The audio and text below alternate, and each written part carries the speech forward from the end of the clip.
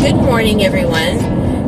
It has been quite a while since we have had our next conversation on our spiritual life journey. And as you know, or if you do not know, we're doing this together. These are some things, some techniques that I learned last year when I took my course in spiritual life coaching. And these are also techniques that I have discovered since then. And I want to share them with you because so far these have been effective in my life, and there's just so much around it that I want to share. But like we said, we have to do baby steps, and I'm implementing these techniques into my life through baby steps so that way the behaviors actually change, because that's what we're aiming for. Not just the knowledge, but to change our lives and have them benefit from these different techniques and for them to become an automatic practice. This particular episode is going to be on the frame technique, and I'll get to that in just a minute. And first I want to share with you my personal experience and why I'm doing this. And without going too much into it, as you know, or you may not, I am a very empathetic person. Now, there's nothing wrong with that, but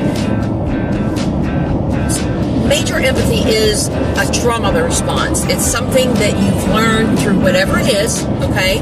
Whatever traumas you have experienced. And it's a way for you to feel safe. And when you're empathetic, you tend to want to help everyone and fix everyone. And the first thing that you have to realize is, and I know we all know this, but do we really realize it, is we cannot fix other people. We need to realize that, first of all, we can't fix other people unless we're fixing ourselves. But also, it is the other person. It is your trauma that has caused them to be however that is in their life. Empathetic, narcissist, whatever it might be. It is their trauma, and it is their responsibility, and only they can fix that. So, that is that's a hard pill to swallow, because you do want to help people. The other thing is, we tend to get in a comfort zone, whether it's a healthy comfort zone or not. It is a comfort zone because that's what we're used to, and we know what to expect. When we start embarking on different journeys that we're not used to, our brain automatically wants to throw us back to things that we know and what we will expect. So if we're in that comfort zone, we know how to survive. We know how to live because we've repeated it over and over. And that doesn't make it healthy. Actually, quite the opposite. If you think about the laws of attraction, okay, the laws of attraction, the things that you're putting out there, that comfort zone is going to come right back to you. So if you have repeated circumstances or events that happen over and over and over again, it is because that comfort zone is shooting out into the universe, and this is what you're getting back, whether you want it or not. That is what happens. If you also think about like going on a spiritual journey or speaking to your gods and goddesses and wanting them to push you forward in life in a positive way, they are going to put things in your life to balance you out. When you are a very empathetic person, you are going to attract, for the most part, narcissists. And we know that this is true. This has been proven. And vice versa.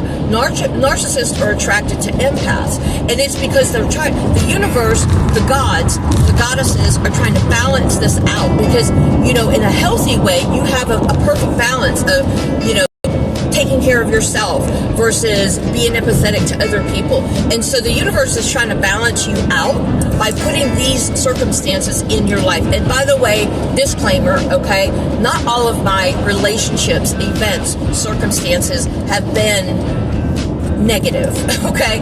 But I will say that there have been many times that I have been put in circumstances or with people in my life trying to balance me out, throwing me back in a comfort zone. You know, the universe trying to teach me, okay, where's your healthy balance? You know, we've all got traumas. We all have pasts. We all have all these different things. That the key is to figure out how to create that balance. Okay? So, one of the things that we need to learn to do is to be responsive, not reactive. When you're living in a fight or flight mode for a constant, I tend to be reactive. You know, you want to explain your circumstances. You know, you fall into this victim mode and you don't want to be the victim, but yet you're used to it because that's your comfort zone. So the key is to become responsive and not reactive. That's the key. And that's what this technique helps you do. It helps you sit back for just a minute, think of the circumstances, think of what's happening. Is it your fault? Is it not your fault?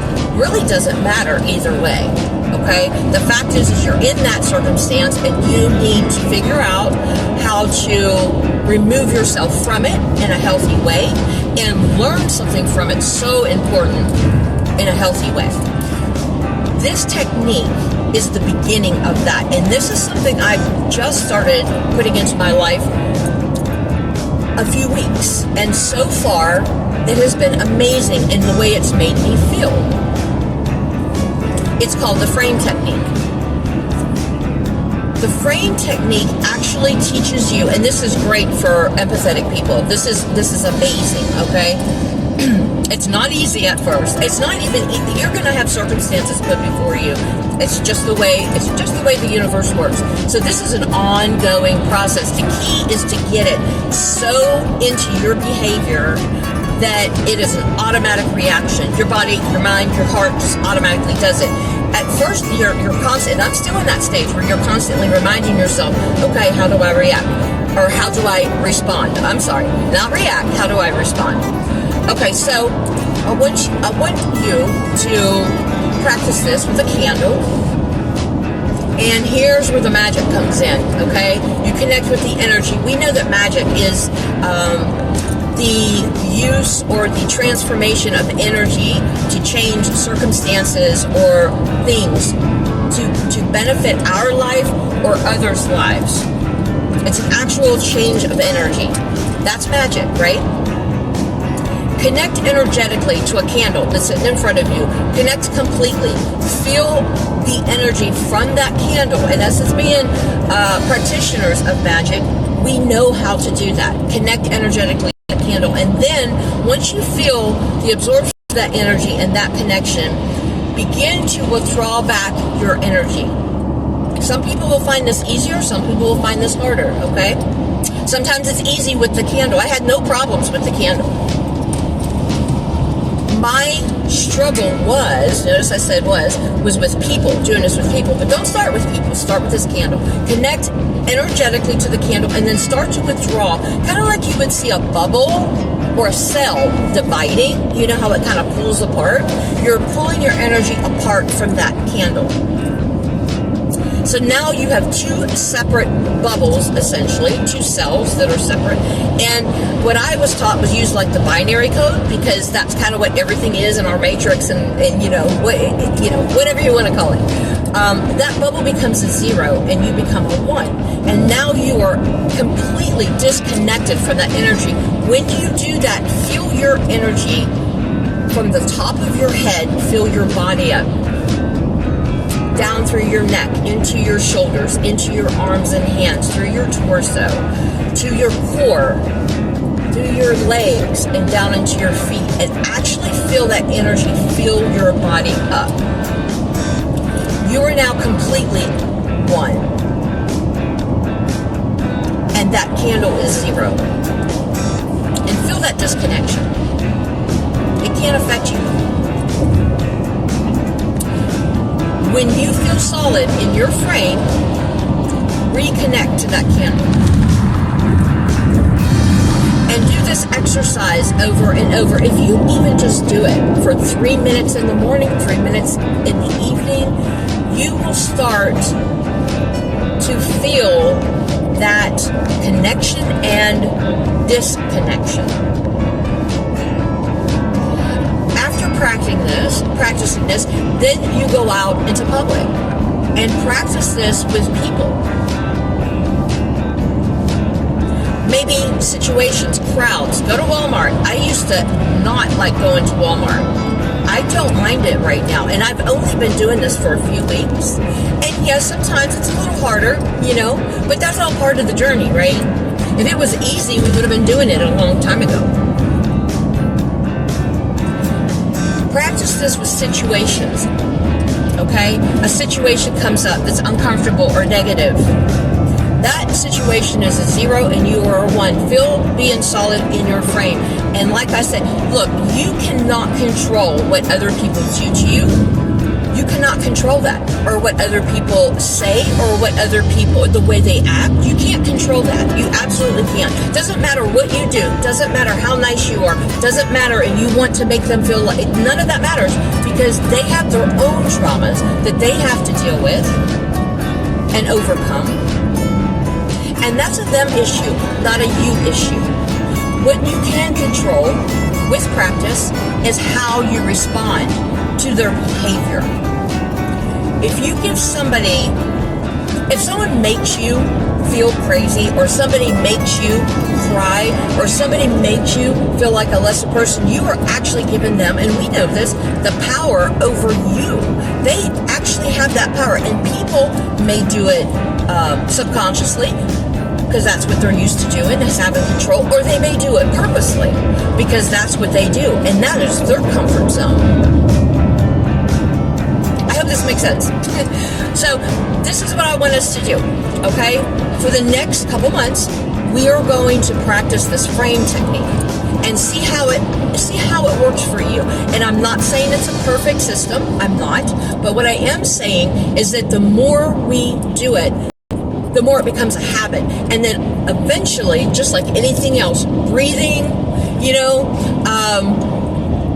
it becomes an automatic response to other people, other circumstances, other situations. In all of this, obviously, we have to work on ourselves. Why do we let ourselves why do we let ourselves be a victim if we don't want to be a victim? Is that our comfort zone? Is that where we feel safe because we know what's going to happen? Are we attracting this? Laws of attraction? Is the universe or the gods or the goddesses trying to balance us out? All those things come into play. But most importantly, how are we going to fix this? How are we, like ourselves, responsible for our own lives, going to change this and step outside that comfort zone? So I'm going to end this on this note, and that all is a whole nother episode, okay? That's more like shadow work and things like that. This is spiritual. This is what we're doing. These are exercises. And I invite you to do it and see how it changes for you. And I'm going to continue and watch how it's changing for me, and be easy on yourself. If you do step back and something happens, don't jump back into that old comfort zone. Get up, brush yourself off, keep pushing forward, because that's the key, to move forward, even if it's baby steps, okay? Okay, I'll see you next time. Blessed be.